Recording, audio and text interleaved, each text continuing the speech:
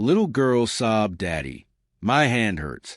Then the millionaire father appeared at the door. Before continue the story, please subscribe to the channel. The grand mansion stood tall on the outskirts of the city. Gleaming glass windows, marble floors, and a garden trimmed to perfection. Yet inside, little Lila, only 6 years old, lived a life far from perfect.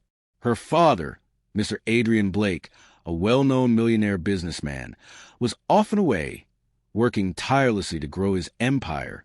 He believed his daughter was safe at home with her stepmother, Vivian, a woman he had married 2 years earlier after Lila's mother passed away. But behind the polished smile Vivian showed Adrian, she carried resentment. She saw Lila not as a child to love, but as an obstacle to the lavish lifestyle she desired.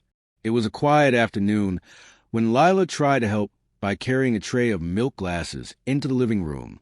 Her small hands trembled, and one glass slipped, shattering across the marble floor. "Useless child." Vivian snapped, grabbing Lila's wrist so tightly that the little girl whimpered. "Please, I'm sorry." Lila cried, her voice soft and shaky. But Vivian twisted her tiny hand cruelly, ignoring her sobs. "Next time, maybe you'll learn to be careful." Tears streamed down Lila's face. Her little hand throbbed with pain, but she dared not scream louder.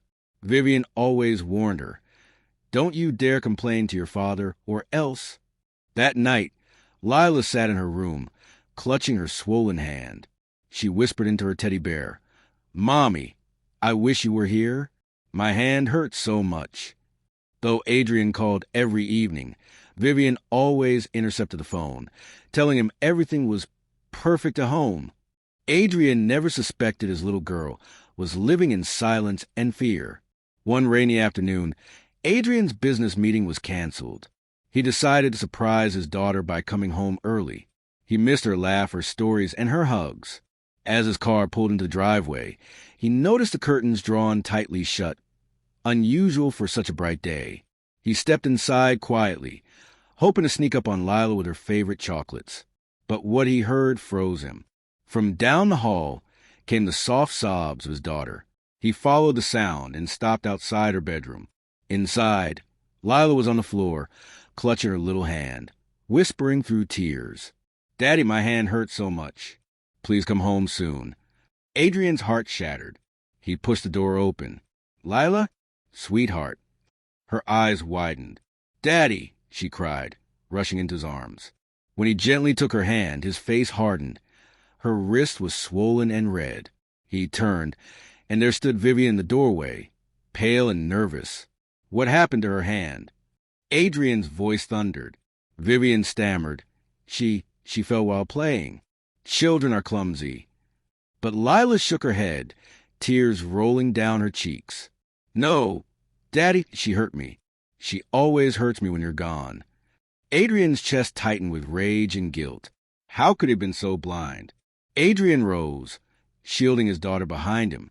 His voice was cold, unshakable. "Vivian, you've shown me who you truly are. You will never touch my child again." Vivian's mask cracked. She sneered.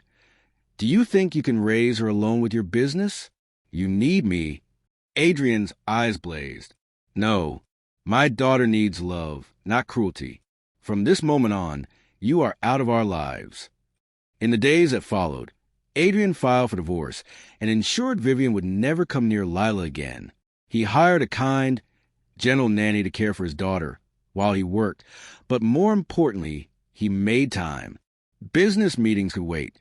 Bedtime stories and laughter could not. Every night, Adrian tucked Lila in, holding her tiny hand gently. "No one will ever hurt you again, my princess," he promised.